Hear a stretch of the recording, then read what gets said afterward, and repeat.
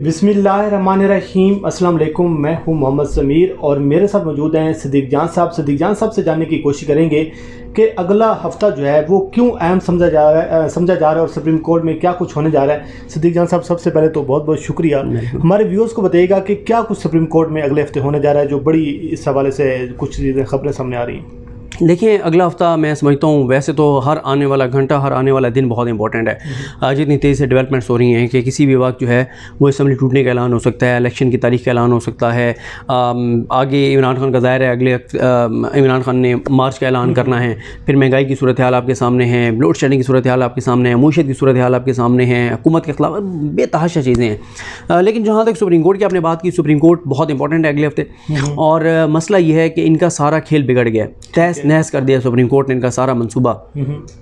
ये इक़्तिदार में क्यों आए थे? ये आए थे अपने केसेस ख़त्म करने के लिए। लेकिन अब सुप्रीम कोर्ट ने एक ऐसी कदम लगा दी है कि अब ये अपनी मर्ज़ी से किसी ऑफिसर को तब्दील नहीं कर सकते। दूसरा हुआ क्या, नुकसान क्या हुआ? जैसे ही इम्पोर्टेड हुकूमत मुसल्लत हुई तो तासुर ये मिला कि सब इदारे इनके साथ हैं, सब इदारे और इस्टेब्लिशमेंट भी इनके साथ है। और उससे ये हुआ कि हमारी जो ब्यूरोक्रेसी है, जो पहले ही बड़ी कमज़ोर है, उसमें पहले ही बड़े मसाइल हैं। गिने चुने लोग हैं जो उंगलियों पर गिने जा सकते हैं, जो जुर्रत वाले हैं, जो बहादुर हैं, जो कार्रवाई कर सकते हैं, वो भी डर गए। आप अंदाज़ा लगाएं कि डॉक्टर रिजवान जैसी शख्सियत को हार्ट अटैक हुआ और वो फौत हो गए, जिनकी आज सुप्रीम कोर्ट ने भी तारीफ़ की।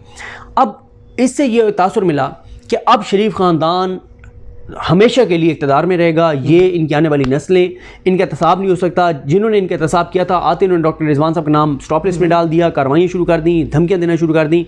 उससे क्या नुकसान हुआ? उससे पूरा आपका सिस्टम कोलैप्स होता हुआ नज़र आया, पूरे आपके लोगों के अंदर मायूसी फैल गई। अब ये जो सुप्रीम कोर्ट ने नोटिस लिया है, एक तो मैं आपको बता दूँ कि सुप्रीम कोर्ट के पास बहुत कुछ ऑलरेडी मौजूद है, ठीक है, उनके पास मौजूद है, इन्होंने क्या क्या खिलवाड़ किए हैं। लेकिन आज जो चीफ जस्टिस पाकिस्तान का वाज़ेह तौर पर ये मैसेज देना कि मज़ीद खिलवाड़ नहीं चलेगा और ये इस तरह से मामला नहीं चलेगा। ये किसी और के बलबूते पे उछल कूद रहे थे जिन्होंने इनको NRO दिया था, लेकिन इनको ये नहीं पता था कि सुप्रीम कोर्ट इसमें रुकावट बन जाएगी। और सुप्रीम कोर्ट बन गई है इसमें रुकावट। अब जो सबसे बड़े जो 4-5 इनके लिए मसले वो क्या हैं? एक तो मेरा ख्याल है नवाज शरीफ के पासपोर्ट वाला मामला टेकअप हो सकता है। अच्छा, यानी कि जो नवाज शरीफ को उन्होंने पासपोर्ट जारी किए और किया भी, मेरा ख्याल है कोई जो एक साबिक वज़ीर आज़म के तौर पे, और जो उनको एक मतलब जो एक आम पाकिस्तानी को नहीं, डिप्लोमेटिक उनको पासपोर्ट जारी किया। दूसरा जो मामला टेकअप हो सकता है, जो इनको सेटबैक हो सकता है, इन्होंने आके जिस तरह से थोक के हिसाब से ECL से नाम निकाले, 4000 के करीब लोग थे बिल्कुल, और उसमें बड़े बड़े मंशात फरोश, उसमें बड़े बड़े करप्ट लोग, उसमें बड़े बड़े माफियाज, उसमें बड़े बड़े ख़तरनाक लोग, वो सारे उन 3-4 हज़ार के नाम ECL से एक साथ निकालना, मतलब ये तो ऐसे ही है कि जैसे इमरान खान कह रहा है कि छोटे चोरों को आके, और ये जो जेलों में हैं, इमरान खान ठीक कह रहा है कि उन सब की जो इस वक्त पाकिस्तान की जेलों में सबकी के ऊपर इल्ज़ाम जो पैसे लूटने का है वो मिलाएं तो एक मकसूद चपरासी का जो मामला है वो उससे ज़्यादा होगा। 4 अरब रुपए का इल्ज़ाम है उसके ऊपर। तो पूरे पाकिस्तान की जेलों के जो गरीब छोटे चोर हैं जिनके ऊपर, उनके मिला लें तो इतने नहीं होंगे। इन्होंने आते ही क्या किया? इन्होंने आते ही ये है कि उन्होंने कहा कि जब हम इक़्तिदार में आ गए हैं, जिन्होंने इतनी लूट मार की है, तो जिन बेचारों ने करोड़ों रुपए की, चंद करोड़ की, उनका क्या, इन्होंने आगे एकदम सबको NRO दे दिया। ये इनके गले पड़ने जा रहा है।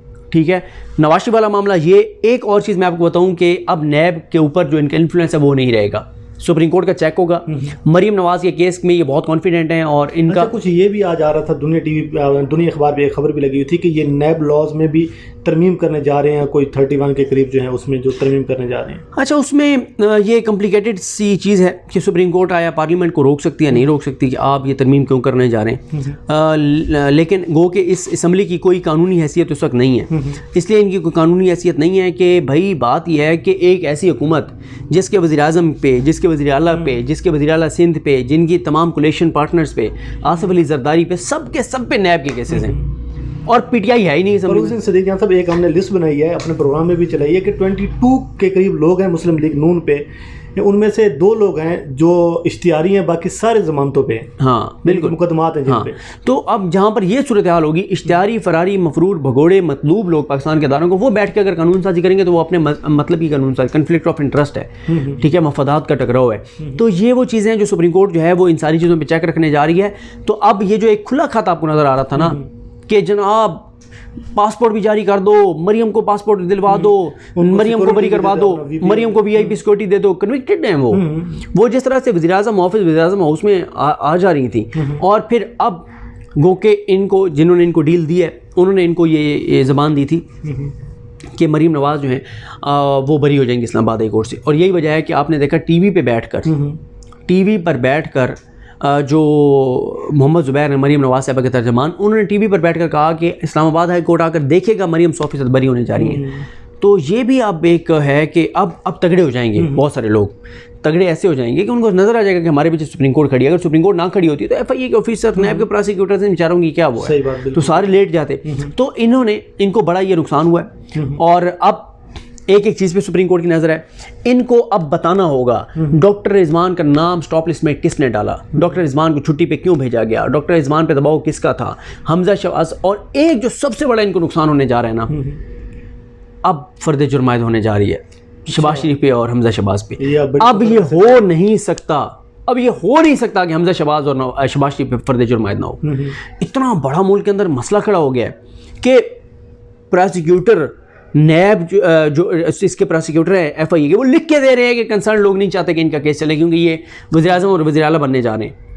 तो अब तो सर हर सूरत। अच्छा सदीक जान साहब, दूसरा ये 2 चीज़ें आपसे जानना ज़रूरी है। एक तो ये है कि नून लीग के अंदर जो इस वक्त लड़ाई नज़र आ रही है वो असल में लड़ाई है क्या और आप उसको किस तरीके से देख रहे हो। दूसरा जो आज इस्लामाबाद में शरकतदार में जो खबरें गर्दिश कर रही हैं, ये क्या हो रहा है सर इस वजह से? देखिए जो है ना इसका नून लीग के अंदर नून लड़ाई, वो तो ज़ाहिर है बयानी की भी लड़ाई थी, वो तो ख़त्म हो गई। अब सबका बयान यही है बूट को इज़्ज़त दो, बूट चाटो, जितने चाट सकते हैं सब चाट रहे हैं। इधर से नवाज शरीफ को बूट कुछ भिजवाए गए हैं, जब तक वो पाकिस्तान नहीं आते तब तक उनको कहा गया है कि आप ये बूट वहीं पे आप इनको चाटते रहें और आप इनको चूमते रहें। उन्होंने बड़ा उनको अच्छे जगह पे सुने रखा हुआ है और सुबह दोपहर शाम जो है ना वो बूटों को चूमते हैं और बड़ी अकीदत से उन्होंने रखा हुआ है। और मरियम है तो उन्होंने भी बूटों पे ज़बान रखी हुई है। शहबाज शरीफ तो पहले ही आपको पता है उनकी एक्सपर्टीज़ यही है।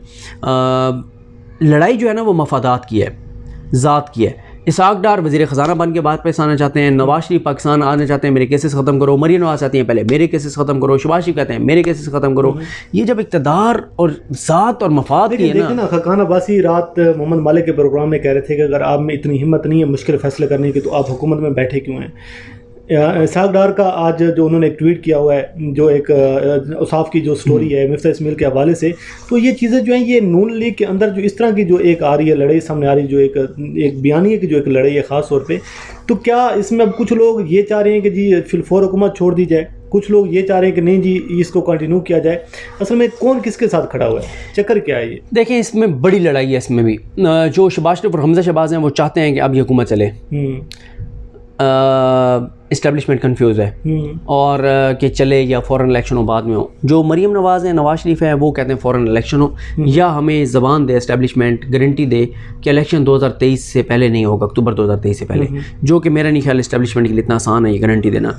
तो ये इनका इस वक्त मसला है, कन्फ्यूज़ है, अंदरूनी लड़ाई शदीद है। वो जो आपने औसाफ की खबर का जिक्र किया उसमें लिखा हुआ है कि हम मिफ्ता इस्माइल हैं ये तो टाफ़ी चलाने वाली से फैक्ट्री इसकी है और इसको तो बाकी पाकिस्तान की मुशीयत का नहीं पता।